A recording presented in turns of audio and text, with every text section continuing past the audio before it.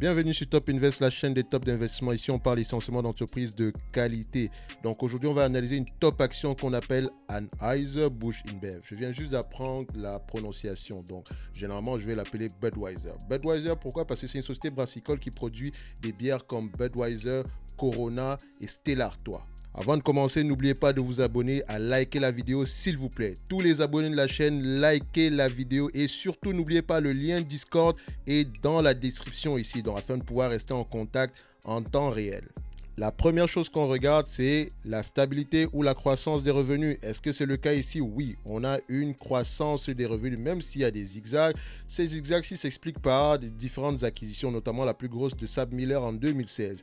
Donc, quand vous regardez ici, sur les 10 dernières années, on a une croissance de 2,59%. Sur les 5 dernières années, on a une croissance de 1,46%.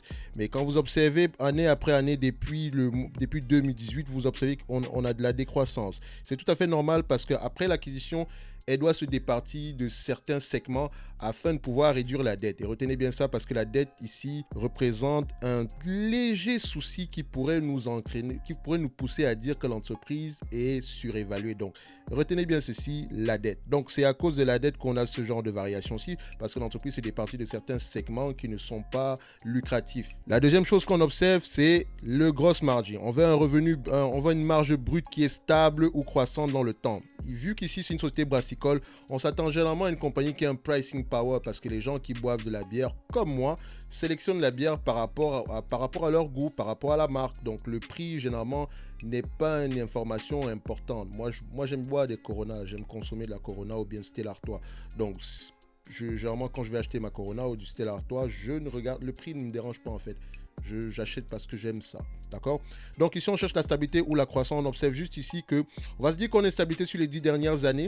D'accord? Avec cette période, il ne faut pas oublier que c'est la période de Covid. Donc ça peut s'expliquer. Donc la baisse de la marge brute peut s'expliquer par les retards en termes d'approvisionnement ainsi que les différents confinements. Donc si les bars sont fermés, les boîtes de nuit sont fermées, vous comprenez que la marge ne sera pas la même. Donc il faut toujours remettre une entreprise dans son contexte. Mais j'aime ce que je vois ici. On adore ça.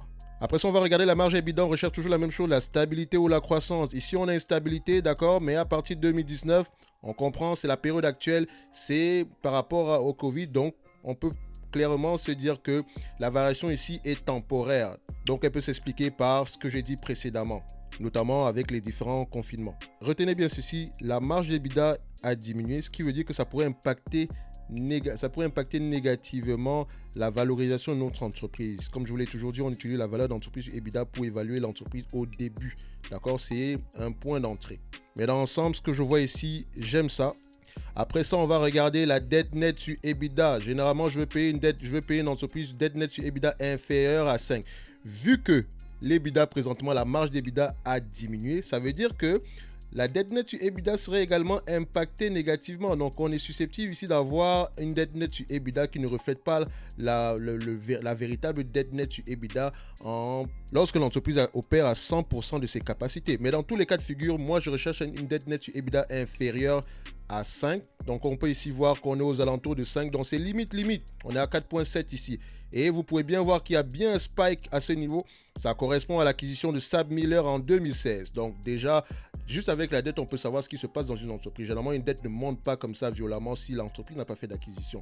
Donc, on aime ce qu'on voit ici présentement parce qu'on peut l'expliquer. Maintenant, on passe à la valorisation. N'oubliez pas, ici, on utilise la valeur d'entreprise sur EBITDA. Donc, je vous ai toujours dit que la valeur d'entreprise sur EBITDA est impactée premièrement. La valeur d'entreprise, c'est la capitalisation boursière. Donc, la capitalisation boursière plus ou moins la dette nette. D'accord? Divisé par l'EBITDA. D'accord? L'EBITDA ici, c'est le bénéfice avant intérêt, impôts et amortissement. Donc, c'est le BAIIA en français. Donc, si on a un EBITDA, si on a une marge d'EBITDA qui a diminué, ça veut dire que généralement, l'information qui est ici n'est peut-être pas la bonne lorsque l'entreprise opère à 100% de ses capacités. Mais dans tous les cas de figure, c'est déjà, vu qu'on sait que la marge a un tout petit peu diminué par rapport au Covid, ça ne va pas durer, c'est une situation temporelle. Pourquoi? Parce que c'est une entreprise ici de qualité, c'est une société brassicole qui a généralement un pricing power et qui est leader dans son domaine.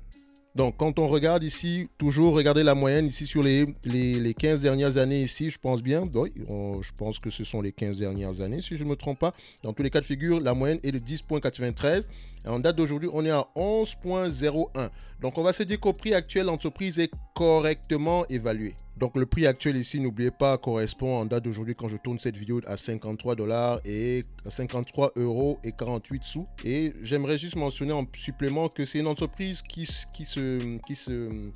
s'échange à partir de Bruxelles, donc c'est une entreprise européenne. Pour les Français, elle est sensiblement, je pense qu'elle est possiblement éligible au PEA. Ça peut représenter une excellente opportunité. Mais on n'est pas encore arrivé à ce niveau-là. Vous allez voir pourquoi est-ce que je pense que cette entreprise est une opportunité d'investissement en date d'aujourd'hui. Vu qu'en date d'aujourd'hui, selon la valeur d'entreprise sur EBITDA, on peut se dire que l'entreprise est correctement évaluée. Et je vous ai également mentionné que l'EBITDA n'est sensiblement pas l'EBITDA moyen par rapport à la situation actuelle. Donc, on va regarder une chose. Premièrement, on va regarder le free cash flow. Vous allez remarquer qu'avant l'acquisition, donc aux alentours de 2015, on avait un free cash flow aux alentours de 25%. Après l'acquisition, on a un free cash flow qui s'échange aux alentours de 18-16%. Donc, après l'acquisition, on a eu une baisse des free cash flow. C'est tout à fait normal parce qu'elle a pris beaucoup de dettes pour pouvoir faire l'acquisition. Donc, elle doit payer des intérêts sur cette dette-là. Donc, la priorité de l'entreprise également en date d'aujourd'hui, c'est de rembourser la dette. C'est la raison pour laquelle elle a coupé le dividende. Vous pouvez le remarquer ici. Ce qui est une sage décision parce que ça fait partie de l'allocation du capital.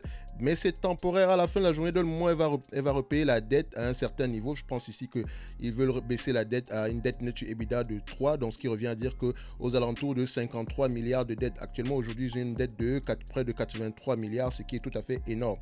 Donc, ici, le free cash flow moyen, normalement, est minimum de 20%. D'accord? La raison pour laquelle on ne voit pas cette information en date d'aujourd'hui, c'est parce qu'il y a juste une dette qui est énorme, mais qui est facilement gérable. Ce que j'aimerais qu'on retienne ici, c'est que le free cash flow moyen, en prenant en compte les revenus actuels, d'accord, sur les 12 derniers mois, on retient encore qu'on n'a pas encore les revenus de 2021, les résultats annuels ne sont pas encore publiés.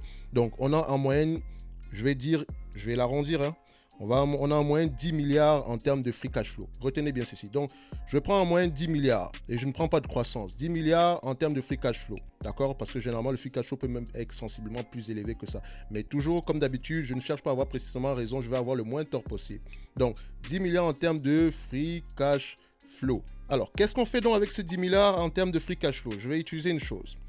Je vais valoriser l'entreprise en utilisant le PER tout en enlevant la dette parce que je fais toujours ça. Quand j'utilise le PER, moi j'enlève la dette nette par action en date d'aujourd'hui. C'est la raison pour laquelle je ne paye jamais un PER sans enlever la dette parce que je préfère avoir une information générale de l'entreprise quand j'enlève la dette au complet parce que la dette peut généralement impacter négativement une entreprise à long terme.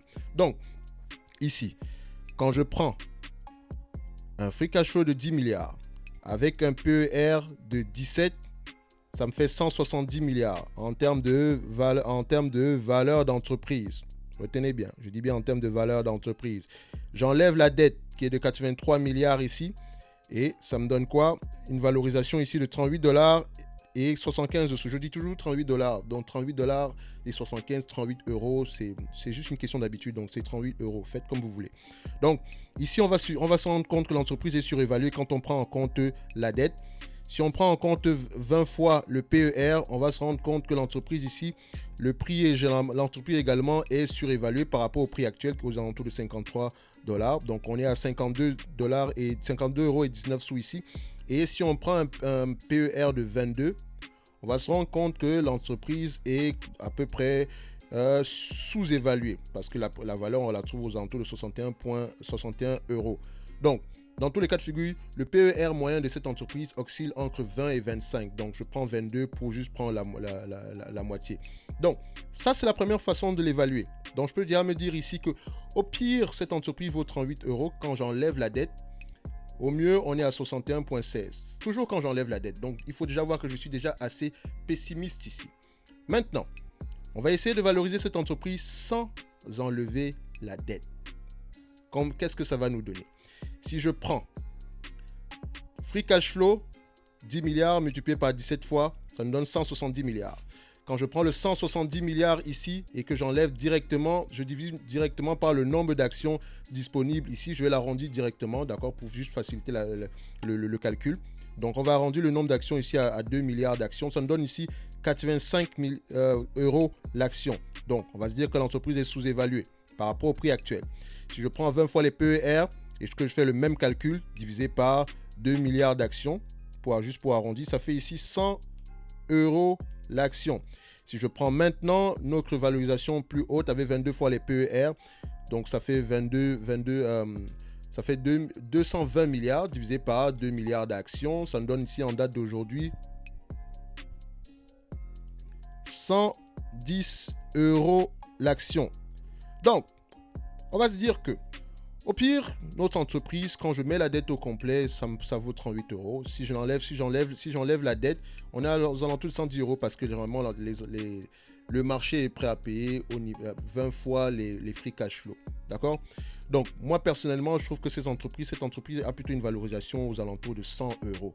Et comment est-ce qu'on peut le voir autrement? On va le faire ceci. En date d'aujourd'hui, on a une capitalisation boursière de 107 milliards. On va se dire à 108 milliards.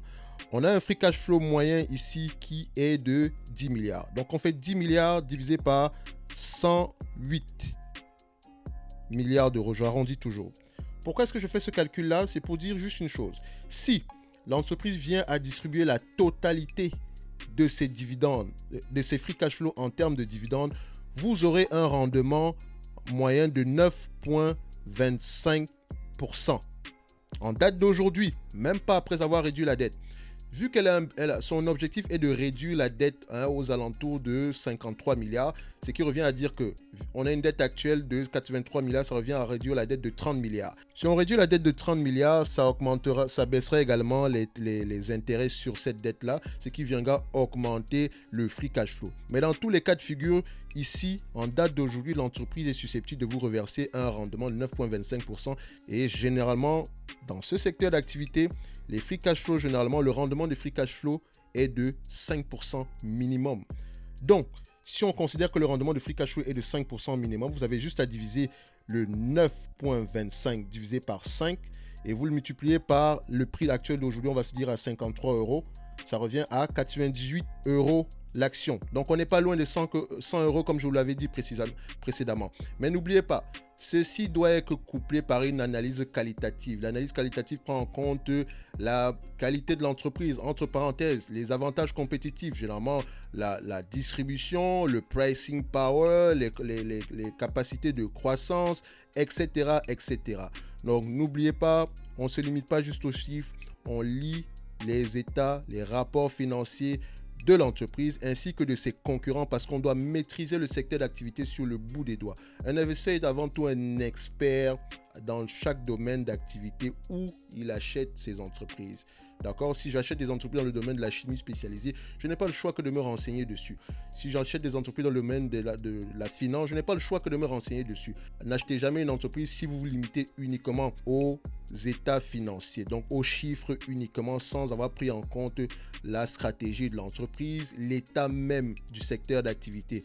Donc, c'est tout ce que j'avais à dire aujourd'hui par rapport à Budweiser, enfin, à Anheuser-Busch InBev. Je considère qu'Anheuser-Busch InBev, ici, en date d'aujourd'hui, vaut 100 euros et elle a clairement la capacité d'aller au-delà des 100 euros. Donc, ici, on a clairement une opportunité d'investissement. Pour ceux qui ont un PEA, c'est l'occasion de creuser un tout petit peu plus. Moi, c'était juste mon avis ici. Donc, on se donne rendez-vous à la prochaine vidéo et n'oubliez pas de liker la vidéo et de vous abonner au Discord.